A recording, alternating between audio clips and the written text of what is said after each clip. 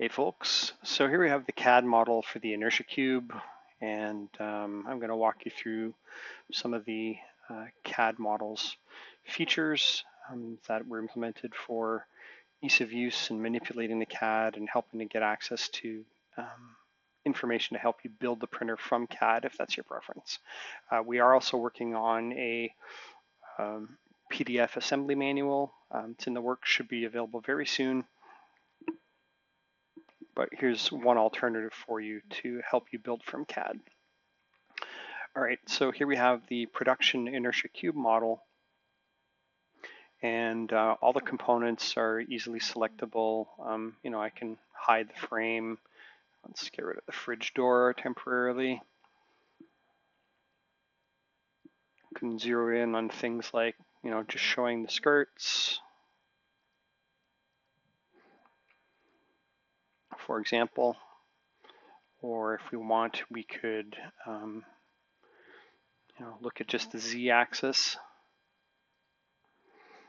Now the z-axis are your z-motors plus also the bed, which mounts to the z-motor assemblies. So when we look at the z-axis, we have the concept of static parts and moving parts. Static parts are fixed to the frame and don't move through space, whereas moving parts is everything that moves through space. And so I can select the entire bed assembly, slide it up and down to check for part collisions, which is especially useful if I'm designing like an add-on or a mod, and I want to be sure that my add-on mod is going to fit in the space and not interfere with the motion systems of the printer. So static parts don't move, moving parts move. Simple enough. When we look into static parts, we have the concept of non-printed. So that's anything you'll buy at a hardware store or from an electronic supplier. Motors, fasteners, motion systems, electronics like MCUs and fans, for example. So all the non-printed stuff. And then we have the concept of, you see here, I've broken out the non-printed into different categories. So I can select just the motion parts. So in this case, the motors and the linear rails. Or I can select just the fasteners so I can see the bolts and the nuts that secure everything together.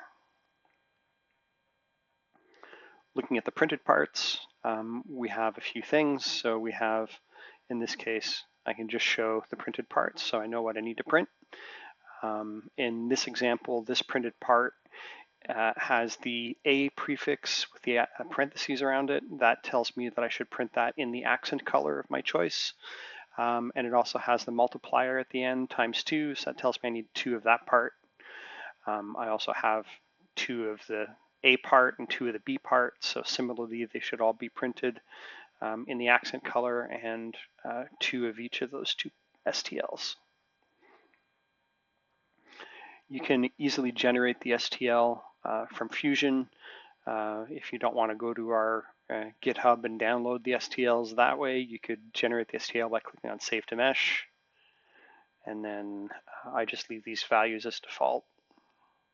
Click OK, choose a file name, choose where you're going to locate it, drop the file on your computer, and hit save. And then within a few seconds, you should have the STL in that folder.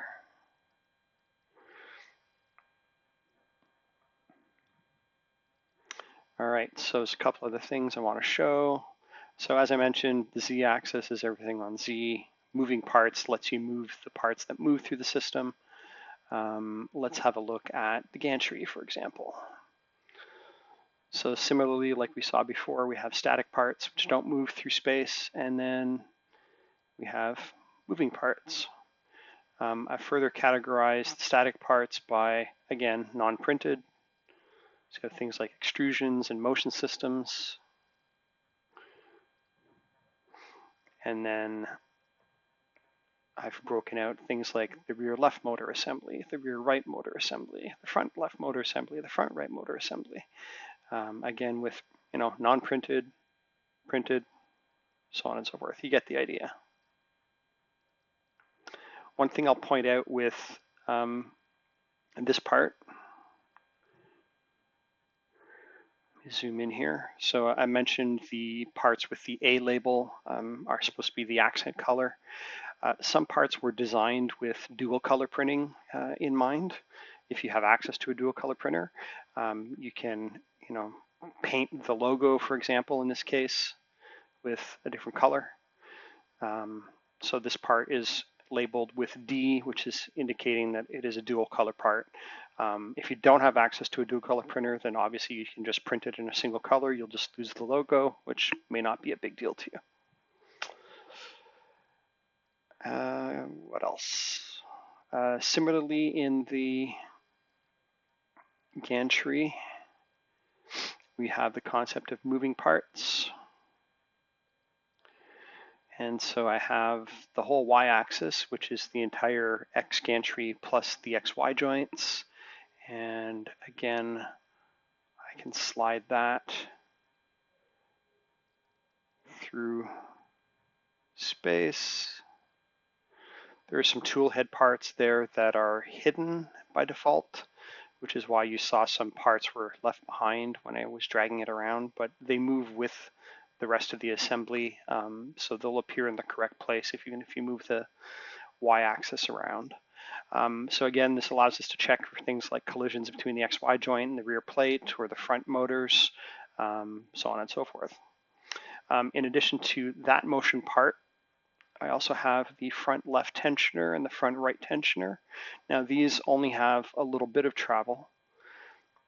Let me cancel that motion. So for example, there is about 5 millimeters of travel on this tensioner in this direction. So it starts fully to the rear, which is the least tensioned position, so the most slack you'll get in the belts. And then as you tighten the bolt, it actually pulls forward, not that far. It only pulls forward about 5 millimeters from its current position. And so let's look at what that looks like.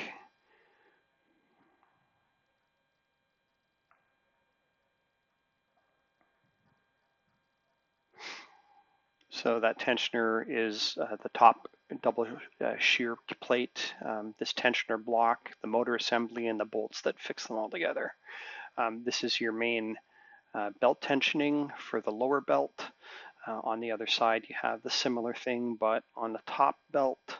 So this is your tension bolt. And again, you have about 5 millimeters of travel. So with the tensioner assembly fully to the rear, those are the belts at their most loose. And then as you tighten this bolt, it pulls the entire tensioner assembly forward by up to 5 millimeters. So as per usual, because we're dealing with core XY routing, you want to tension each side a little bit at a time as you're dialing in your belt tensions. So don't over tighten one and leave the other completely slack. That will result in some potential racking of the gantry. So you don't want to do that.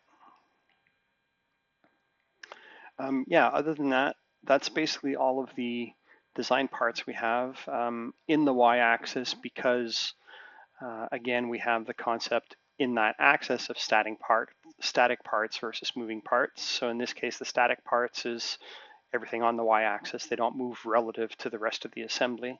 But the moving parts are your tool head and extruder, for example. So by selecting that, again, I can move the tool head back and forth across the gantry. There we have it.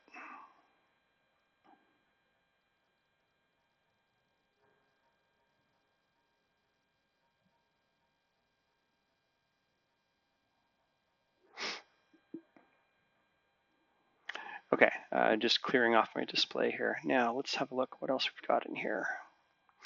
One thing missing from the CAD at the moment and is we don't have, let me just put everything back, and then I'm going to hide the panels because then I can select through the things. With the panels on display, when you click on an object you want to click on, it actually selects the panel that's in front of it. So I hide the panels by default as I'm navigating the model. But yeah, the one thing that we don't really have yet for lot of the electronics are the non-printed, like your MCU and things like that. So we are slowly building this out because everyone's going to have their own MCU. Maybe we don't put all of the options in here, but we should have some option representative of the MCU because we have 2 DIN rails. You're going to want to mount I typically mount the power supply and the SSR closer to the power input. And then I mount the MCU, PI, etc. On the second rail below. And these rails are secured to the bottom plate or the bottom panel, which itself is then secured via these little blue feet on the bottom of each of the skirts. They actually capture the bottom panel between this skirt part and this blue part, and they're fastened with bolts so that the bottom panel is secure, and then it's attached to the DIN rails, so the DIN rails are secure, and all your electronics are nice and stable. Yeah, so that's basically it. As you're looking for, what to print, always look for the printed folders within the sections that you want. Export the STLs. Again, the STLs are also on our GitHub, so you can grab them there if you prefer.